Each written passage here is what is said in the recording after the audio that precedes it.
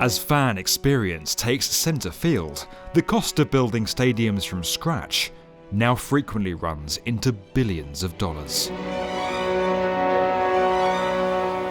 When looking to increase their capacity, improve access or raise their appeal, many venues are now choosing to overhaul their existing structures instead, bringing overall costs down. But with complex engineering to navigate, long-term fans to keep happy, and events and matches to host during the works, these projects often prove more complex than new builds.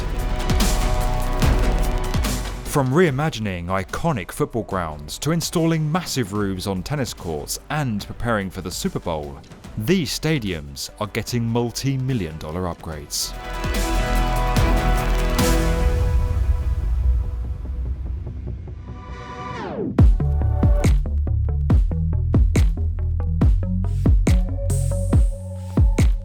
Home to Real Madrid since 1947, Spain's revered Santiago Bernabéu is now getting a $650 million overhaul. While the venue's 81,000 seat capacity is set to remain unchanged, the 4-year renovation will enclose the entire structure in a skin of steel bands, creating a surface for projections as night falls. There'll also be a new, fully retractable roof, a 360-degree video scoreboard, and significant improvements to the surrounding streets and cityscape, all while the stadium continues to host matches. Seeking to manage expectations, Real Madrid's president said the improved venue would be the best stadium in the world.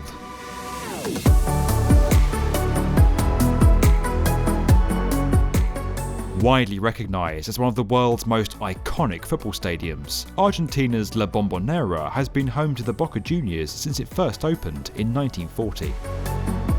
Steadily adapted and expanded over the decades, a $70 million scheme is now underway to construct a new stand and effectively complete the stadium, taking its capacity from 57,000 to 70,000 spectators. Controversially, the extension requires the acquisition of 19 plots of land next to the site and the creation of a new road tunnel through the stand.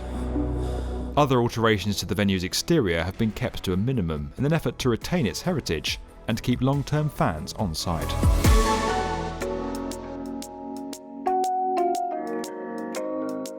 Set to host the Super Bowl in 2024, the Mercedes-Benz Superdome in New Orleans is now getting a $450 million makeover.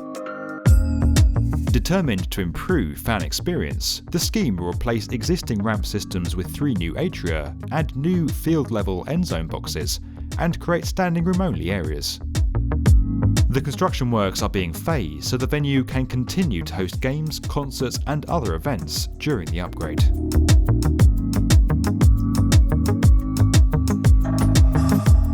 Standing as the principal venue at Stade Roland Garros, home of the French Open, PHILIPPE-CHATRIER Court is now coming to the end of a $400 million upgrade.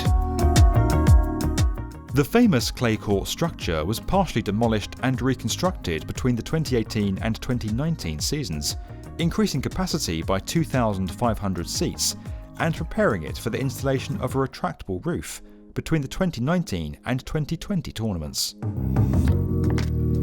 Consisting of 11 trusses, each weighing 330 tonnes, the main components of the roof structure were manufactured over the course of 2 years near Venice, before being transported to Paris and installed. With the roof now completed and undergoing testing, the venue had been on track to host the 2020 French Open, though the event has since been postponed.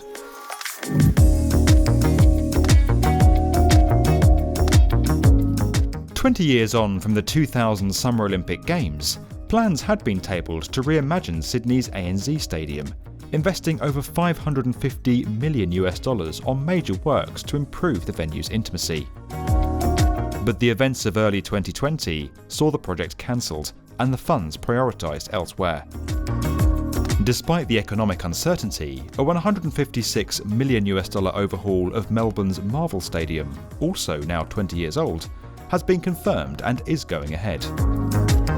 The 56,000-seat venue will be upgraded to include a new waterside hotel and rooftop bar, while its wings will be expanded and the surrounding public areas improved, raising overall fan experience.